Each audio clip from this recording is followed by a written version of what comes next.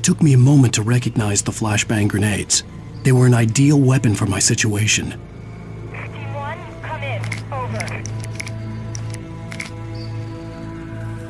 Team 1, this is Sheriff Breaker. Report. Over. Team 2, come in. I need a report. Over. Come on, guys. Talk to me. Come in, please. Over.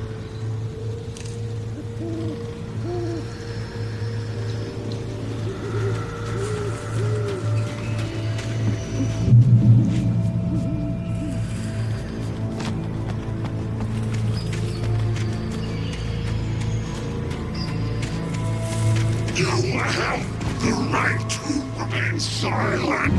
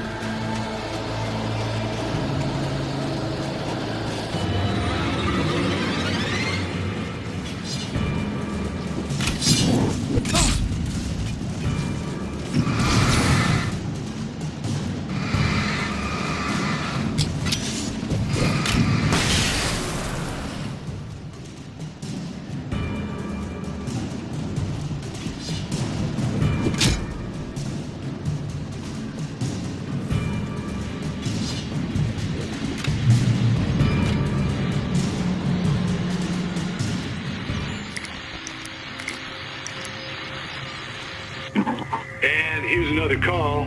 You're on KBF-FM with Pat Maine. It's Milt Peabody, Pat. What's on your mind, Milt? Well, I live near the trailer park, Pat, and there's a big ruckus going on over there. Well, that's just up the road from me, too. What's going on, do you know? I don't know, but there's a bunch of police cars there, lots of sirens, a helicopter buzzing around, and I think I heard some gunshots. Gunshots? Yes, sir, like from a pistol. So can you find out what's going on? Because it's just next door and they're popping off guns there. They're still shooting? No, it was maybe 10, 15 minutes ago. It sounds serious, Pat. I'm telling you, it don't sound like no party. Well, I'm certainly going to give the station a call, Milt. Okay. You'll hear it here as soon as I hear from them. Okay, thanks.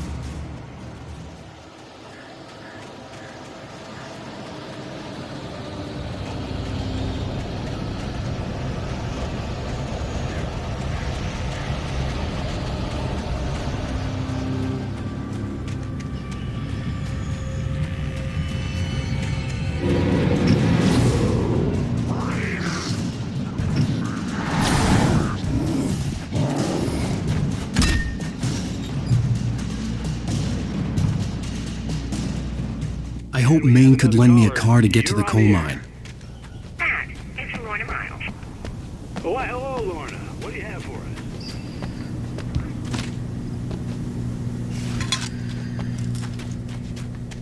It's a trailer park. Of course you're going to have trouble in a place like that. I mean, what do you expect? The sheriff should be helping us normal citizens instead of wasting resources on those people.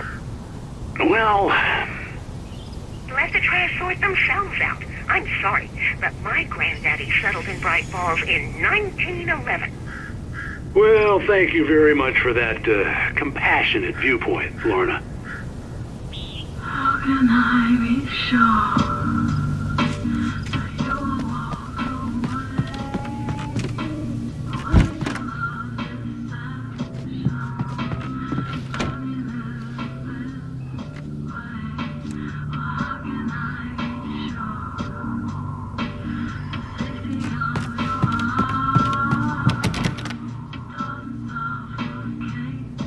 Oh, here's a little surprise. The famous writer Alan Wake just walked in. Folks, I'm going to see if I can talk him into an interview. Come on in, Mr. Wake. Oh, I'm so glad you could find the time to do this, Mr. Wake. Nowhere to run now, Dan Brown. You back away from me. Don't hurt. Whoa, everyone calm down. Put the gun down. We're all friends here, right? Cool your jets, Nightingale. We got him. What the hell's the matter with you? There's a civilian in there.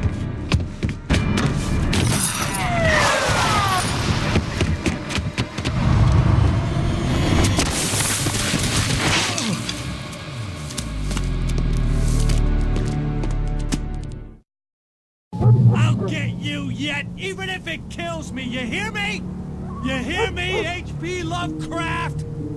I had fallen off so many cliffs it was ridiculous. That's what you get for naming a book The Sudden Stop. It was probably good I hadn't had the chance to tell Maine where I was going. I'd have to lose the cops and find my own way to the mine.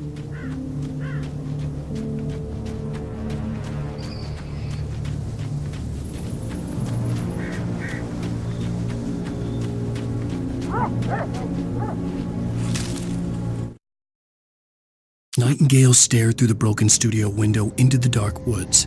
He turned around, started to walk out, but Maine grabbed his arm. "Young man, you almost shot me. You don't shoot off rounds at people like that. What's the matter with you?" Nightingale shook his arm free, marched out. His cheeks burned with rage and humiliation.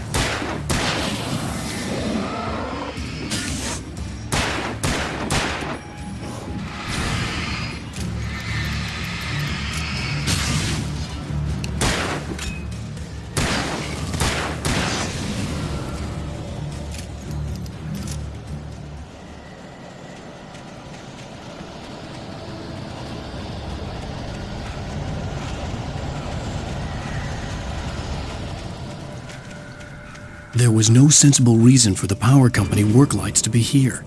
It was almost as if they'd been left for someone like me to use.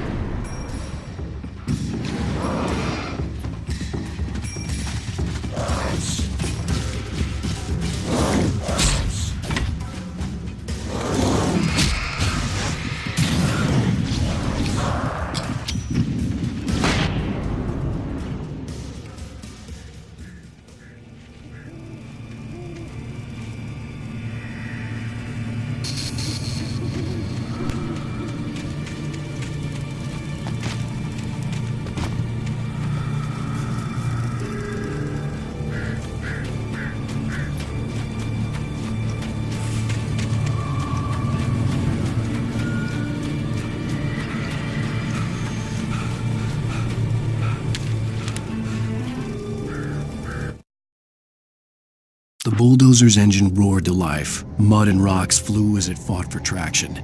It crashed through the concrete wall and landed heavily in the yard. If it were an animal, it would have shaken its head after the impact, fixed its eyes on me, and charged.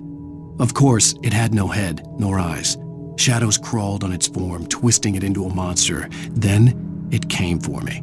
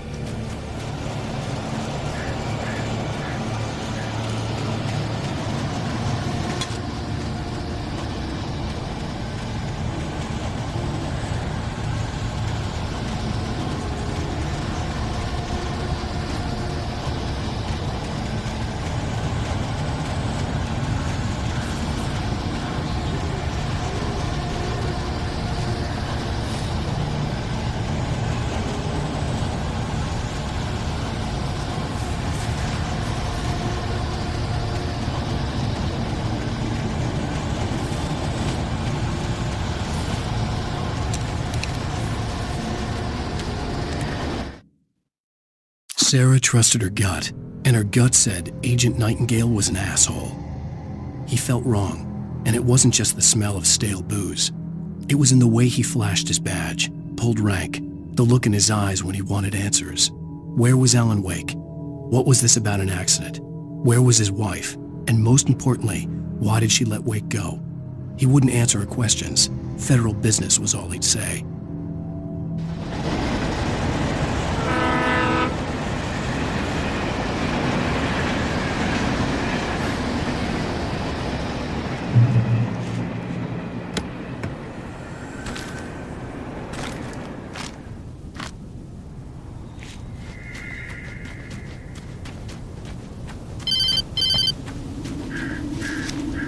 Hello? The most stubborn man I've ever met. Alice? Alice? Alan. Alan. I'm so afraid. It keeps me in the dark. Please help me. I look at you, Alan, and it's not you. Something else. Looking out from behind your eyes. Alice, I'm here. I'm so alone here. It's all gonna go to hell. You need to be careful. Cooperate. The connection had been terrible, but that wasn't the only thing that hadn't been right with the call. She sounded wrong somehow, but she had called me.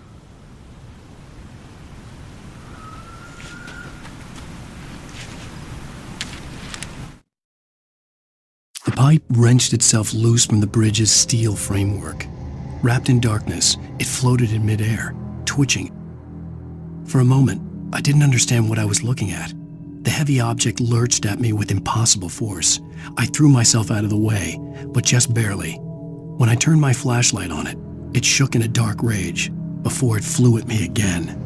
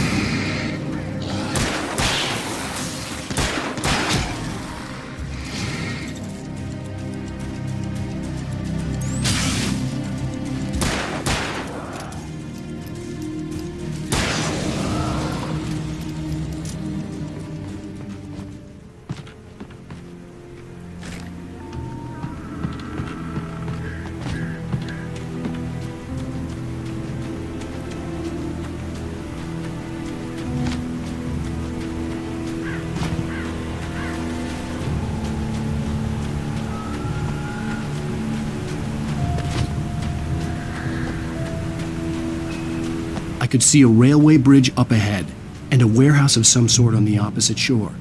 I hoped I could find a car from there.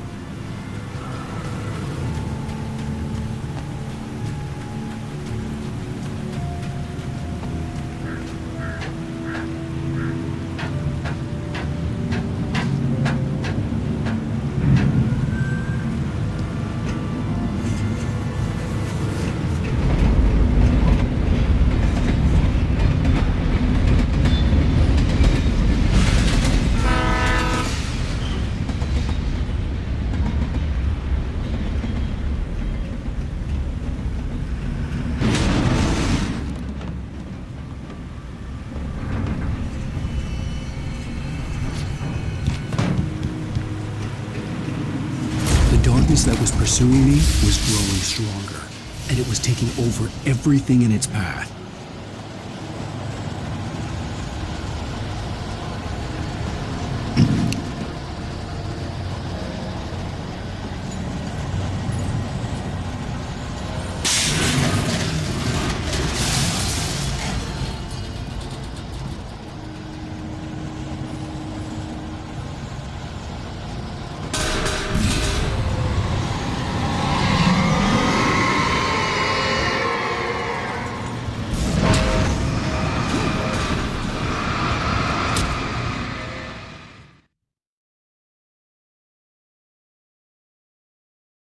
Sort on the opposite shore.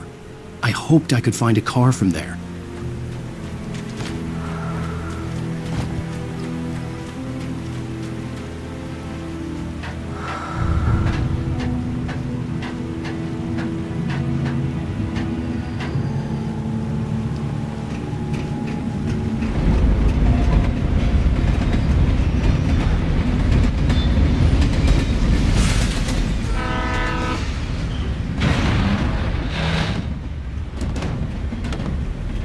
The darkness that was pursuing me was growing stronger, and it was taking over everything in its path.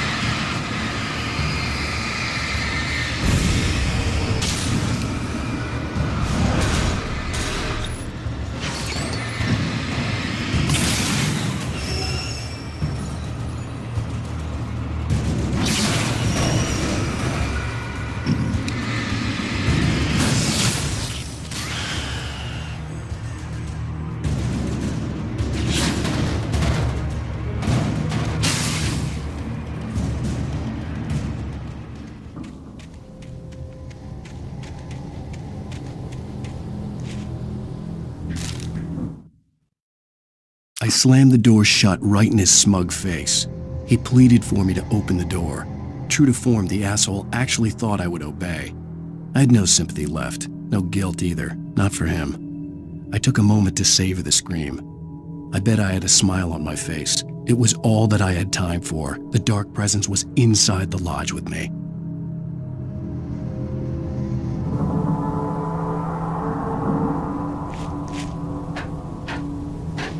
As a teenager, just starting to get interested in writing, Stephen King had been a source of inspiration to me. I thought about all the inanimate objects that had come to life in his books. No one is safe in a good horror story, certainly not the protagonist. That's what makes them fun. This was anything but. The darkness could possess anything, and it was getting closer.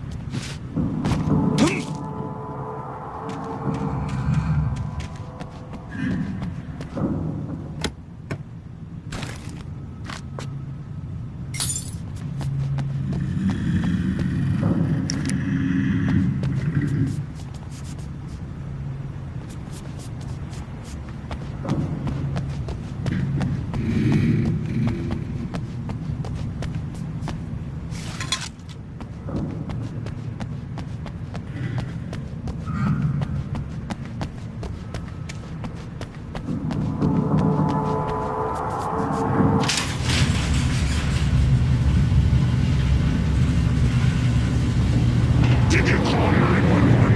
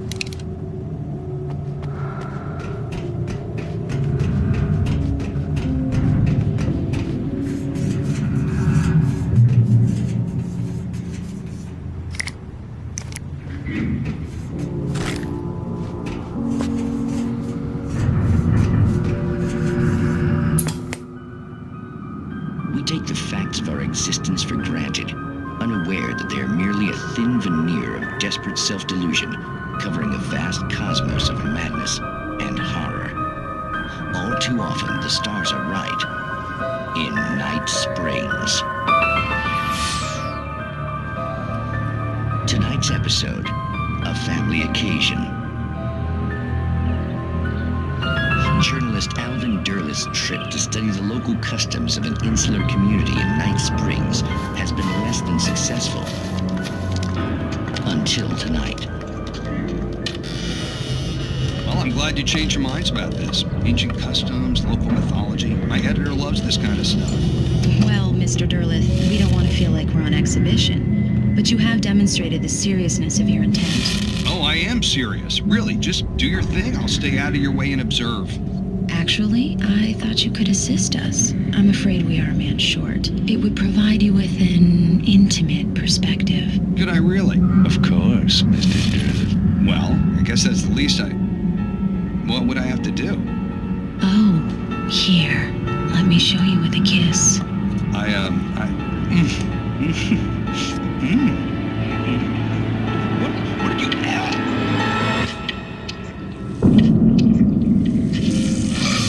Oh, Mr. Durley, you have well pleased Nixie Perka, the dweller in flesh. Your body shall host his 1,000 young, and all shall be glory.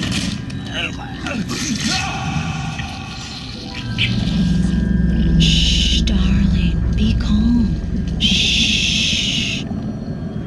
Alvin Derleth learned a harsh lesson. If you go looking for mythology, it may come looking for you.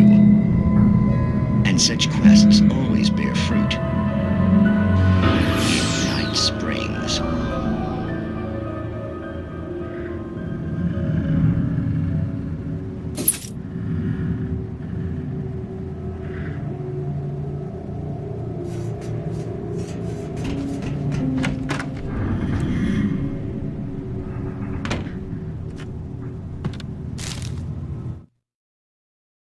The darkness surged towards me, sucking everything loose from the ground into its depths, tugging at my clothes. I saw the flare the kidnapper had dropped and threw myself towards it just as I felt my feet leave the ground. The darkness embraced me with the force of a tornado. Somehow I managed to light the flare. The darkness roared and cast me away. I fell toward the dark waters of the lake far below.